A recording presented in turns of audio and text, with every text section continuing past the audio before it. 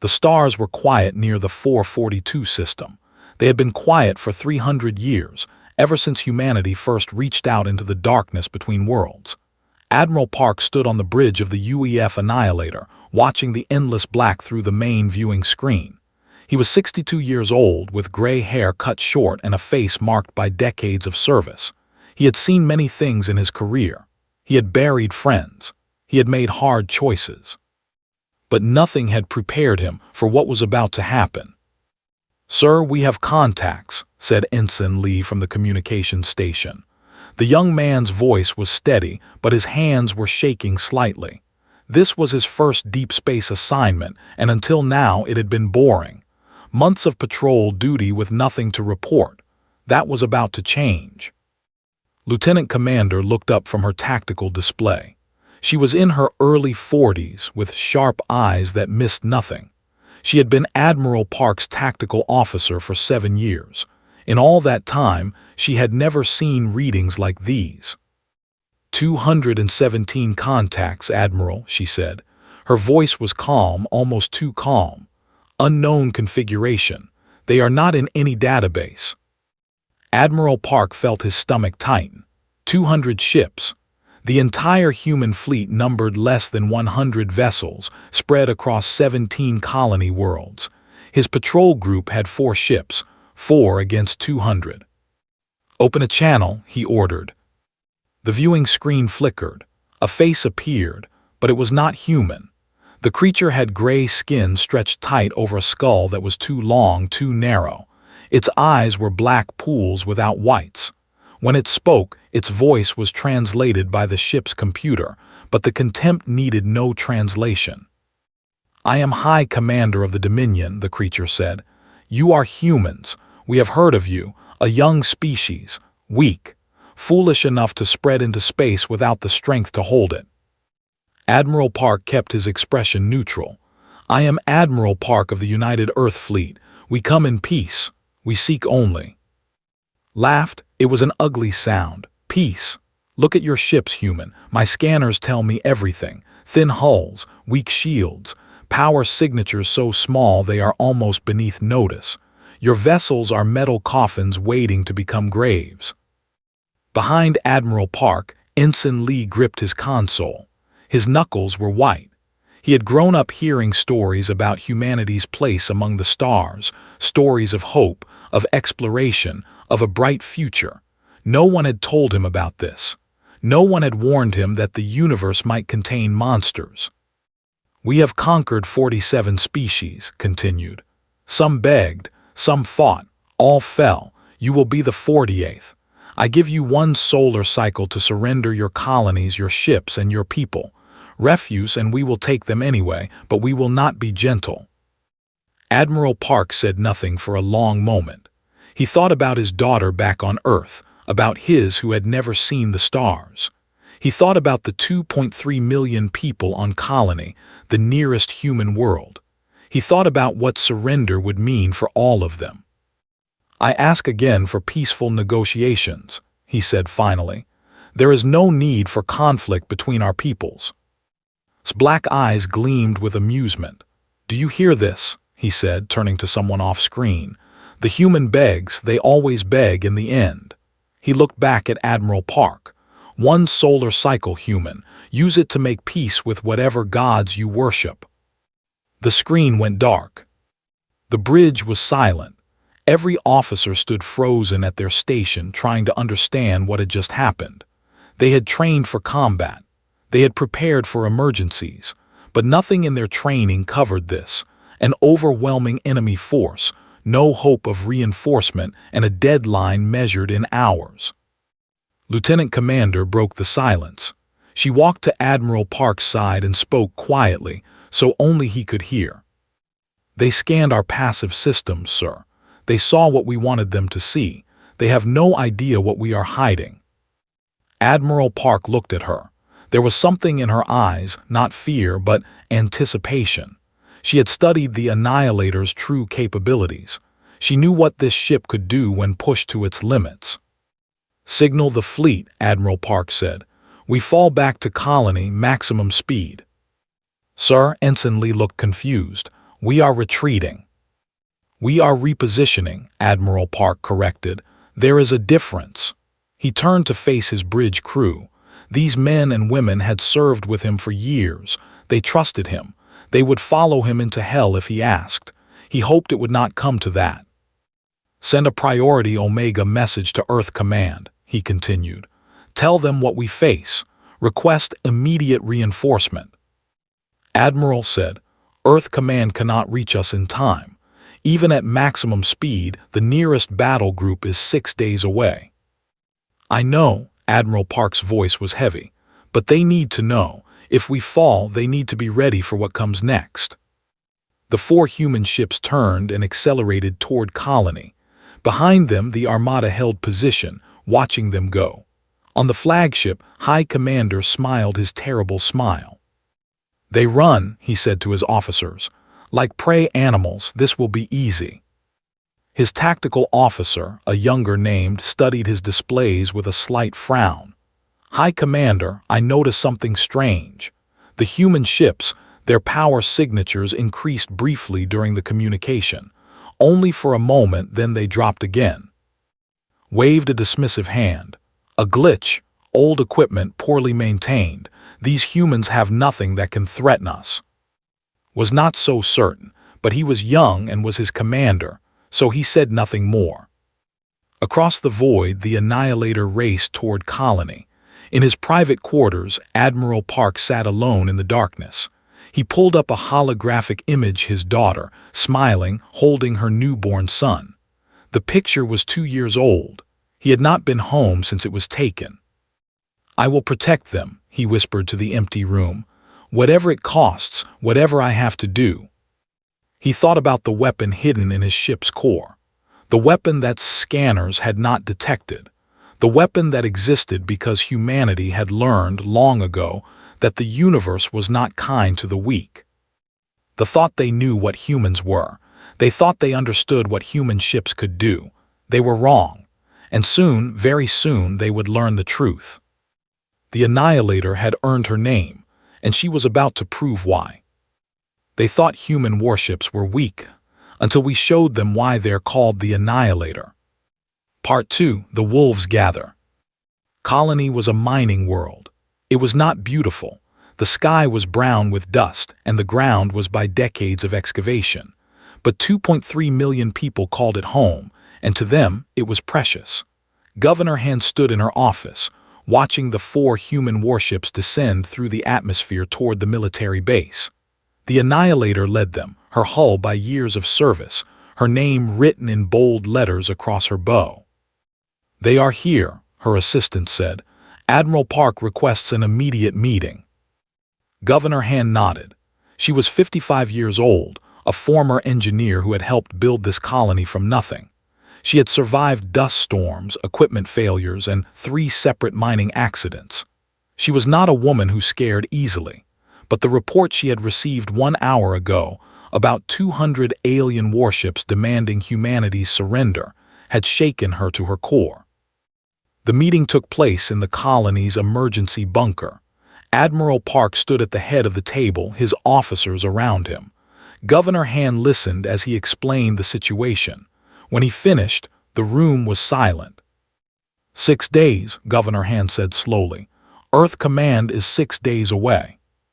Yes. And the aliens will be here in less than 1. Yes. Governor Han closed her eyes.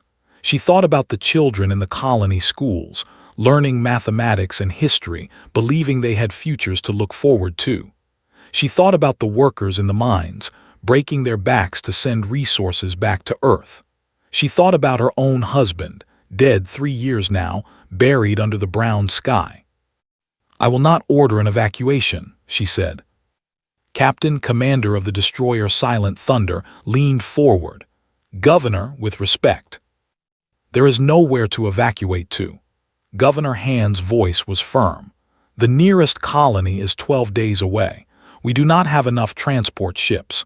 If we run, the aliens will catch us in open space where we have no defenses.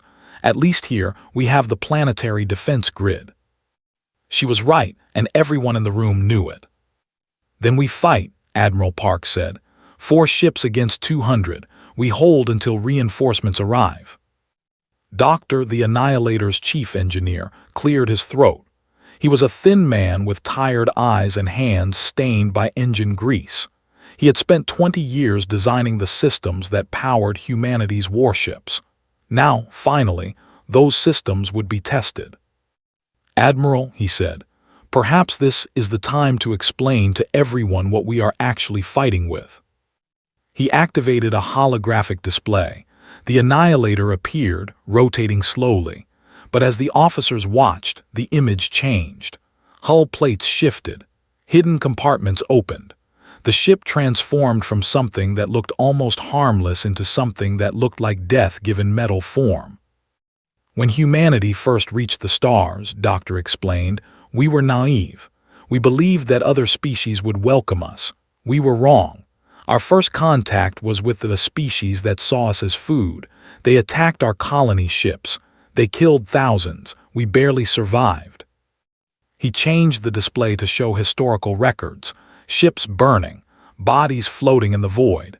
Human screams translated into cold data. We learned a lesson that day, Doctor continued. The universe does not reward the strong. It punishes them. Species that display their power become targets. They are attacked before they can become threats. So humanity made a choice. We decided to look weak. Captain understood. Our ships are designed to be underestimated. Exactly, Doctor smiled grimly. Every human warship operates at 12% capacity during normal operations. Our weapons are hidden. Our shields are masked. Our reactors run at the lowest possible output.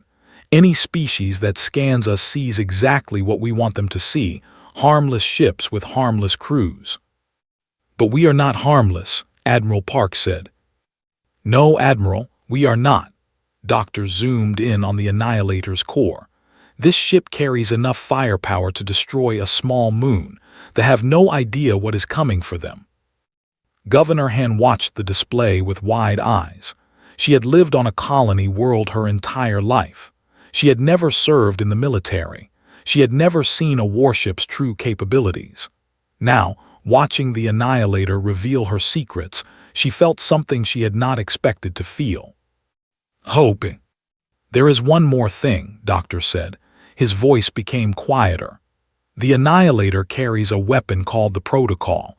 It is a last resort, a weapon so powerful that it can only be used once, because using it will destroy the ship that fires it. The room went very still. Let us hope, Admiral Park said softly, that we do not need it. The next 12 hours were chaos. Volunteers flooded the military base, demanding weapons, demanding assignments. Miners who had never held anything more dangerous than a laser drill learned to operate defense turrets. Teachers and shopkeepers became medics and communications officers. Colony had never been a military installation.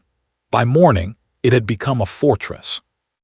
At the edge of the solar system, the Armada began its advance. High Commander sat on his throne, watching his tactical display with satisfaction. The humans had not fled. Good. Running prey was boring. He preferred them to stand and fight.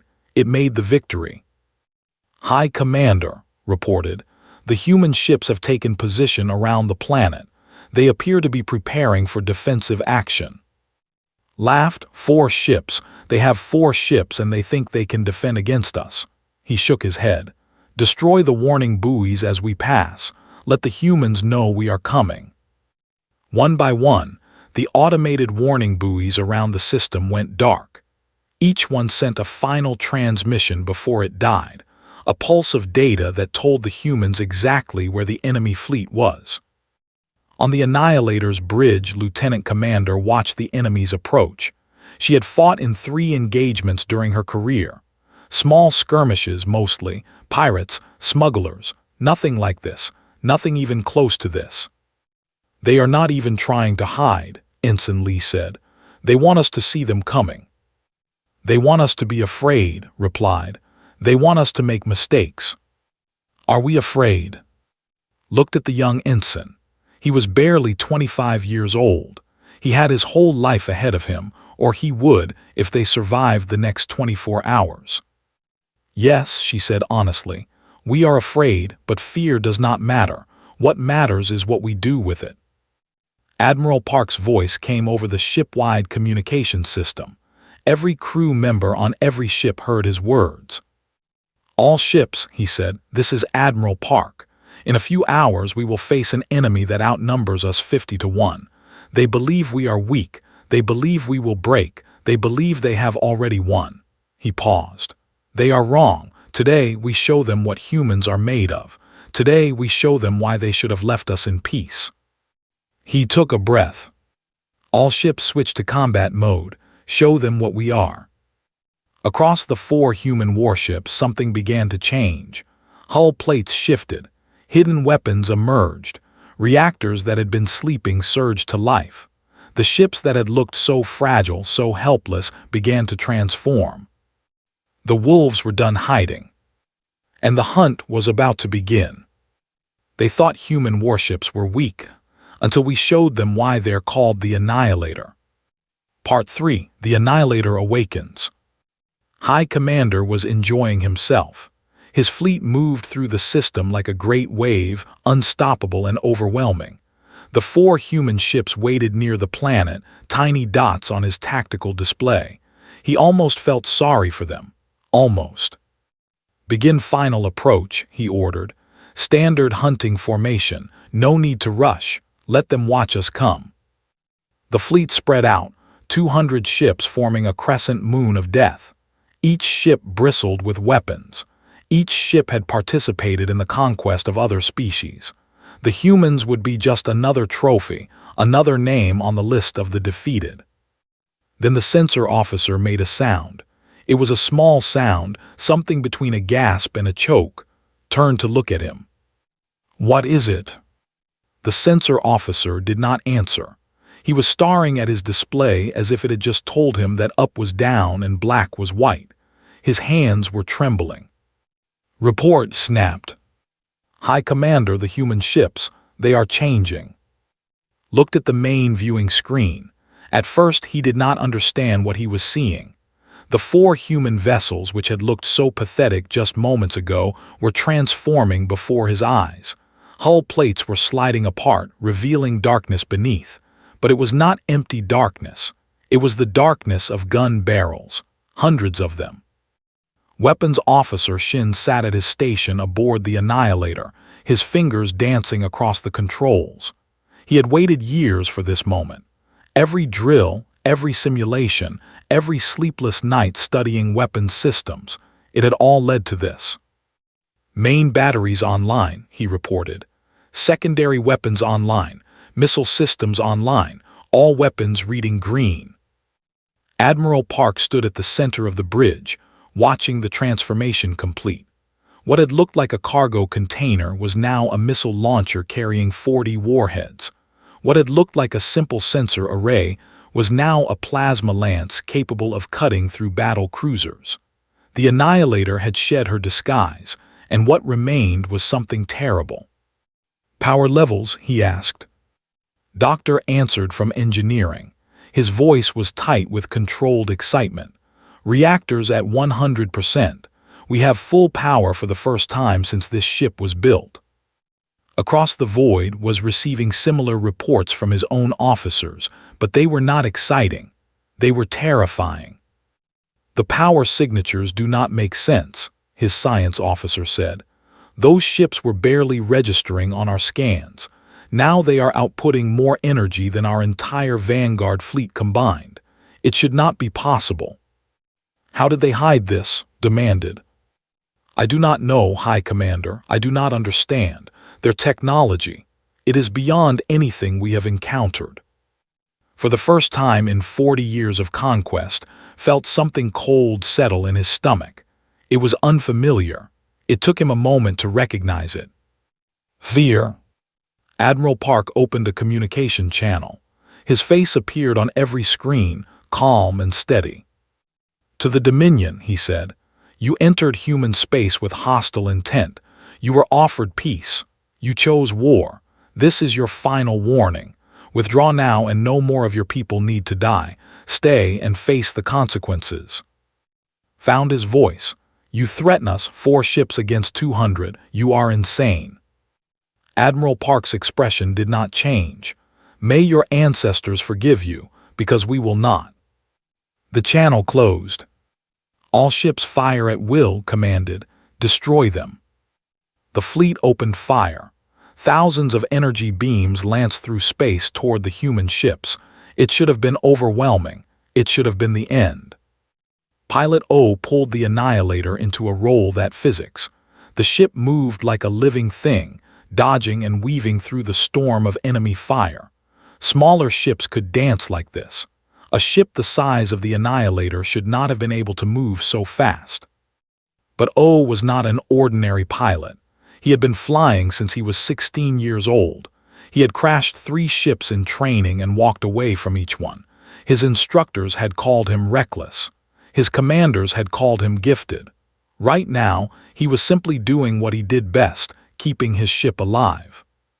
Returning fire, Weapons Officer Shin announced. The Annihilator's main weapon was called the Plasma Lance. On paper, it was a communications array. In reality, it was a directed energy weapon that could focus the output of 3 fusion reactors into a single beam. When it fired, the bridge lights dimmed from the power drain. When it hit, 7 ships ceased to exist. The beam cut through them like they were made of paper. Shields that had withstood countless battles offered no resistance. Armor that had been tested against every known weapon melted like ice in a furnace. 7 ships, each carrying hundreds of crew members, died in less than a second. The Silent Thunder, commanded by Captain, launched her missiles. They were small, these missiles, barely visible on sensors. The point defense systems ignored them, focusing on the larger threats. This was a mistake. Each missile carried a micro-singularity warhead, a tiny artificial black hole that existed for just a fraction of a second. A fraction of a second was enough. 12 more ships collapsed in on themselves, crushed by gravity that should not have existed. The Iron Wake and the Dawn's Edge added their own fire. Rail guns that had been disguised as hull supports sent tungsten slugs screaming through the void at a significant fraction of light speed. Each impact was like a small nuclear explosion. More ships died. In 90 seconds, 31 vessels were destroyed. On the flagship, alarms were screaming. Officers were shouting. Tactical displays that had shown overwhelming victory now showed disaster. High Commander stood frozen, unable to process what was happening. "This is not possible," he whispered. "This is not possible." His young tactical officer grabbed his arm. "High Commander, we must respond. We must fight back." Looked at him with empty eyes. In 40 years, he had never lost a battle. He had never even come close to losing a battle. The concept of defeat was foreign to him, as alien as the creatures who were now tearing his fleet apart. But he was still a commander. He had been chosen for this position because he could think under pressure, and slowly, painfully, his mind began to work again. "They have surprised us," he said, "but we still have numbers. We still have 200 ships. They have 4. He straightened his shoulders. "All fleet units focus fire on the largest human vessel, the one they call Annihilator. Pour everything we have into it. It must die." The fleet reformed. The initial shock was fatting, replaced by anger and determination. They were the Dominion. They had conquered 47 species. They would not be defeated by 4 ships, no matter how powerful those ships were. 60 vessels turned their weapons toward the Annihilator. On the bridge, Lieutenant Commander watched them come. She had calculated the odds before the battle began. She had known that winning through firepower alone was unlikely. The humans had surprised the enemy. They had hurt him badly. But there were still too many ships, and sooner or later numbers would tell. "Admiral," she said quietly, "they are concentrating on us. 60 ships incoming." Admiral Park nodded. He had expected this. The enemy commander was not stupid, just arrogant, and arrogance could be overcome by pain. "All hands," he said over the ship-wide channel, "brace for impact. This is going to hurt." They opened fire, and the Annihilator began to burn. They thought human warships were weak, until we showed them why they're called the Annihilator. Part 4: The Price of Arrogance. The Annihilator shook like a living thing in pain. 60 warships poured fire into her, their weapons tearing at her shields, burning through her armor, killing her piece by piece. Chief ran through Deck 7, smoke filling his lungs, flames licking at his protective suit. He was the damage control officer. It was his job to keep the ship alive when everything was trying to destroy her. Right now, that job felt impossible. "Breach in Section 14. Someone screamed over the communication channel. "We are losing atmosphere." "Seal it," shouted back. He rounded a corner and found 3 of his team members trying to close a hull breach with emergency patches. The patches were not holding. Air was streaming out into the void, taking anything not bolted down with it. "The patches are not strong enough," one of his team members yelled. Did not hesitate. He grabbed a welding torch and threw himself against the breach, using his own body to block the airflow while he welded the patch into place. The cold of space bit into him. His suit screamed warnings about temperature and pressure. He ignored them. He kept welding until the breach was sealed. "Chief," his team stared at him with wide eyes. His suit was frozen on one side, damaged beyond repair. "Next breach," he said. "Move." In the medical bay, Medic Sergeant Sierra was performing surgery on a deck that would not stop shaking. Her patient was a young weapons technician whose station had exploded when a beam punched through the hull. He had shrapnel in his chest, and if she did not remove it in the next 3 minutes, he would die. "Hold him steady," she ordered her assistants. "Sergeant, we cannot. The ship keeps moving." "Then move with it." Sierra's hands were steady even though everything around her was chaos. She had trained for this. She had prepared for this. She would not let this boy die. Not today. The shrapnel came out. The wound was sealed. The technician's vital signs stabilized. "Next patient," Sierra said, already moving to another bed. On the bridge, Admiral Park watched his ship die by degrees. The main shields had failed 5 minutes ago. The secondary shields were down to 30%. 3 of the main weapon batteries were offline. Casualty reports were coming in faster than he could process them. But the Annihilator was still fighting. "Status of the Silent Thunder?" he asked. Lieutenant Commander checked her display. "Captain reports heavy damage but still combat effective. She is executing harassment runs against the enemy's flank." Admiral Park allowed himself a small smile. Captain was doing what she did best, being a problem that the enemy could not ignore. Her ship was smaller and faster than the Annihilator, and she was using that advantage to keep the off balance. "The Iron Wake." His expression flickered. "Critical damage, Admiral. They are withdrawing to protect the civilian transports." "And the Dawn's Edge?" "Silence." "Lieutenant Commander." His voice was barely a whisper. "The Dawn's Edge is gone, sir. She was destroyed protecting a transport that refused to leave." Admiral Park closed his eyes. The Dawn's Edge. 300 crew members. Captain No, who had shown him pictures of his daughter just last week. All gone. All dead because they chose to protect others instead of themselves. "Sir," Ensign Lee's voice was strange. "We are receiving a transmission from the Dawn's Edge. It was recorded just before the end." "Play it." Captain No's face appeared on the screen. He was bleeding from a head wound. Behind him, his bridge was on fire, but he was smiling. "Admiral," he said, "we are not going to make it, but we took 8 of them with us. Tell my daughter I kept my promise. Tell her I stayed until the end." The transmission cut off. Admiral Park stood very still.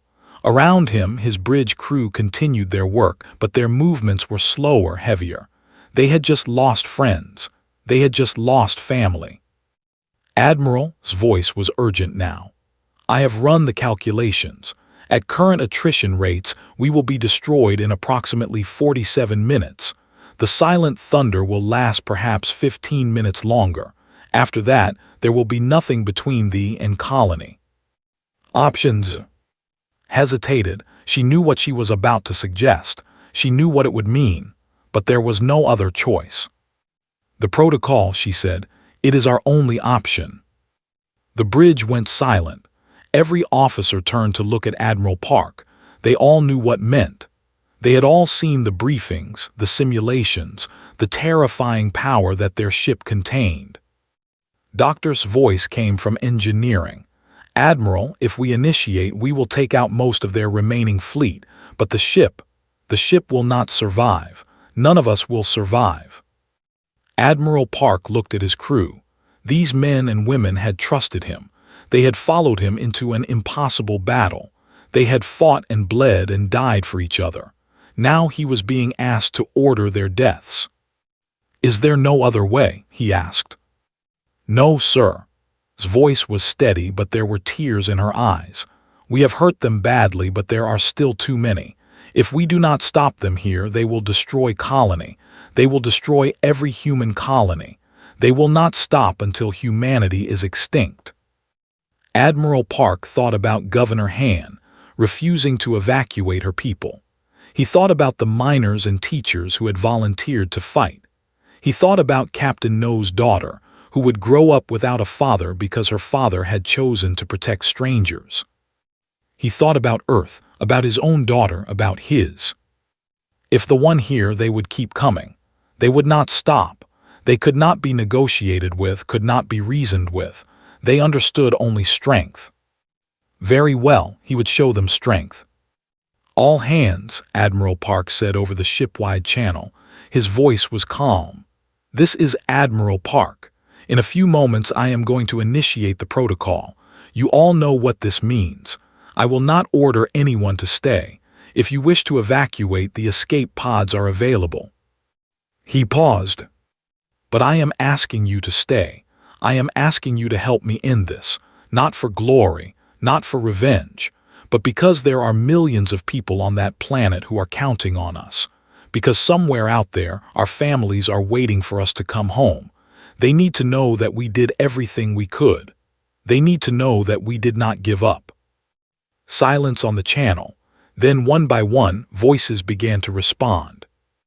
Weapons standing by, Admiral. Engineering ready, sir. Medical bay will remain at station. Helm standing by. Not a single escape pod launched. Admiral Park felt something warm in his chest. Pride, love, gratitude. These people, these beautiful, brave people, were willing to die with him. All ships, he said, fall back behind the Annihilator. We are initiating protocol. The silent thunder and the iron wake began to withdraw. The sensing victory pressed forward. High Commander watched the human flagship with hungry eyes. They are breaking, he said. Finish them. His fleet surged forward, eager for the kill. They did not see the trap closing around them. Protocol initiated, Doctor reported. Reactor core containment releasing in 60 seconds. Admiral Park took a deep breath. May God forgive us, he whispered, because the will not. They thought human warships were weak, until we showed them why they're called the Annihilator. Part 5. Why they're called the Annihilator. The Annihilator began to change. This was not like before when hidden weapons had been revealed. This was something else entirely. The ship's hull was splitting along lines that had been built into her from the beginning, deliberate fractures designed for this moment. Metal plates fell away. Internal structures shifted and reformed. The vessel that had looked like a warship was becoming something else. Something worse. On the flagship, sensor officers were screaming. The energy readings from the human ship were climbing, not gradually, but exponentially. Numbers that should have been impossible flashed across their displays and then became more impossible still. What is happening? High Commander demanded. What are they doing? The ship whispered. The ship is turning itself into a weapon. Doctor stood in the Annihilator's engineering bay, watching the reactor core begin its final transformation. He had designed this system 20 years ago. He had hoped it would never be used. Now, watching it come to life, he felt a strange peace. The protocol converts the ship's entire mass into directed energy, he explained over the communication channel. His voice was calm, almost conversational. Every atom in this vessel will become fuel. The resulting discharge will destroy everything within 50,000 kilometers. On the bridge, Admiral Park watched the fleet continue its approach. They did not understand what was happening. They saw a wounded ship, bleeding and broken. They did not realize they were rushing toward their own destruction. 40 seconds until discharge. Lieutenant Commander was crying. She did not try to hide it. There was no shame in tears, not at a moment like this. Admiral, she said, it has been an honor. The honor was mine, Admiral Park replied. He looked around at his bridge crew, at Ensign Lee, who had grown so much since his first day aboard, at Weapons Officer Shin, still at his station, still ready to fight, at Pilot O, hands steady on controls that would soon be useless. These were his people, his family. In a few seconds they would all die together. 30 seconds. Then something happened. Admiral, Ensign Lee's voice cracked with disbelief. I am detecting new contacts. 47 ships, dropping out of faster-than-light travel at the edge of the system. Admiral Park spun to face the tactical display. It was true. Ships were appearing, human ships, their identification codes broadcasting for all to see. The reinforcement fleet from Earth. They were not 6 days away. They were here. They were here now. Hal breathed. The communication channel crackled. A new voice spoke, a woman's voice, sharp and commanding. This is Admiral of the UEF Retribution, leading Battle Group 7. We received your priority, Omega, and pushed our engines beyond safe limits. Apologies for being late. A pause. It looks like we arrived just in time. 20 seconds. Admiral Park, you can abort protocol now. We will take it from here. Admiral Park stared at the display.